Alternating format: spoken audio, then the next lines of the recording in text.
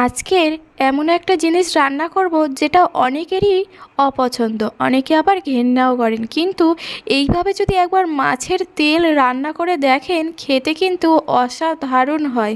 আপনারা অবশ্যই এইভাবে রান্না করবেন, দেখবেন, আর বাড়িতে বানিয়ে টেস্ট করে কেমন লাগলো অবশ্যই কিন্তু কমেন্ট করে বলবেন।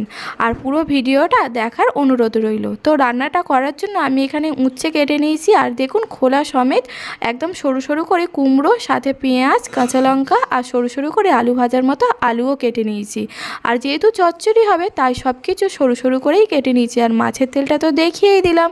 এবার কড়াইতে আর কি সর্ষের তেলটা গরম করে নিয়ে তারপরে আমি উচ্ছেটা দিয়ে দিলাম। এবার উচ্ছেটা ভালো করে ভেজে তুলে নিতে হবে। আর এই রান্নাটা কিন্তু টেস্টটা উচ্ছের জন্য আরও বেশি ভালো হয়। তো অবশ্যই উচ্ছেটা আপনারা রান্নাটায় দেওয়ার চেষ্টা করবেন। তো উচ্ছেটা ভেজে তুলে নেওয়ার পর ওই তেলের মধ্যে আমি কিন্তু দিয়ে দিচ্ছি কেটে রাখা আলুগুলো। যেহেতু চচ্চড়ির আলু তাই একটু সরু সরু করেই কেটে নিয়েছি। তো আলুটা একটু ভাজা করে নেওয়ার পর তার মধ্যে আমি কিন্তু দিয়ে দিলাম কেটে রাখা কুমড়োটা। আর কুমড়োর খোলা শুদ্ধই রান্না করে নিয়েছি। আর কুমড়োর খোলাটা আপনারাও চেষ্টা করবেন ফেলে না দেওয়ায়। কুমড়োর খোলা সমেত রান্না করলে শরীরের পক্ষে অনেক ভালো। তো বন্ধুরা, আমি কিন্তু অনেক কিছু সবজিরই খোলা না ফেলে দিয়ে চচ্চড়ি করে রান্না করি। তো আমি এর জন্য ঝিঙের খোলা চচ্চড়ি করেছি, সেটা কিন্তু চ্যানেলে দেওয়া আছে, আপনারা চাইলে একবার দেখে নিতে পারেন। আর দেখুন বন্ধুরা, এখানে আলু আর কুমড়োটা ভালো করে ভাজা হয়ে যেতে আমি কিন্তু মধ্যিখানটা ফাঁকা করে নিয়েছি। দিয়ে এবার আমি মাছের তেলটাও কিন্তু দিয়ে দিলাম। আর রান্নাটা করার জন্য আমি কিন্তু অল্প পরিমাণে একদম তেল ব্যবহার করেছি, বেশি পরিমাণে তেল কিন্তু আমি ব্যবহার করিনি। আর এই রান্নাটায় যত পরিমাণে অল্প তেল ব্যবহার করবেন ততই কিন্তু ভালো।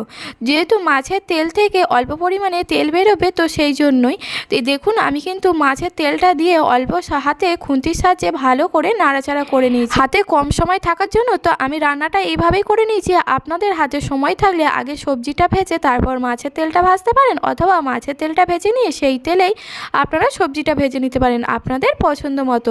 আর দেখুন কথা বলতে বলতে মাছের তেলটাও কিন্তু ভাজা হয়ে গেছে। আর মাছের তেল থেকে কতটা পরিমাণে তেল বেরিয়েছে, এর মধ্যেই আমি দিয়ে দিলাম কেটে রাখা পেঁয়াজ কুচি, আর সাথে কিন্তু কাঁচা লঙ্কা দিলাম। আমি কিন্তু আর অন্য কোনো মশলা ব্যবহার করব না। অন্য কোনো মশলা ব্যবহার করলে তাহলে মাছের তেলের স্বাদটা একদমই থাকবে না। তো আমি এবার এইভাবেই নাড়াচাড়া করে নেব। আর তারপরে আমি এখানে দিয়ে দিচ্ছি স্বাদ মতো নুন। নুনটা দিলে তাড়াতাড়ি সবজিগুলো আরও মজে যাবে আর তাড়াতাড়ি রান্নাটাও হয়ে যাবে। তো এভাবেই আমি রান্নাটা করে নেব। তো নমস্কার বন্ধুরা, আমি সুপর্ণা, আপনাদের সবাইকে স্বাগত সুপর্ণা রান্না করে। তো আবারও হাজির হয়ে গেছি নতুন একটা ভিডিওয়। তো আজকের রান্না হচ্ছে মাছের তেল দিয়ে উচ্ছে চচ্চড়ি।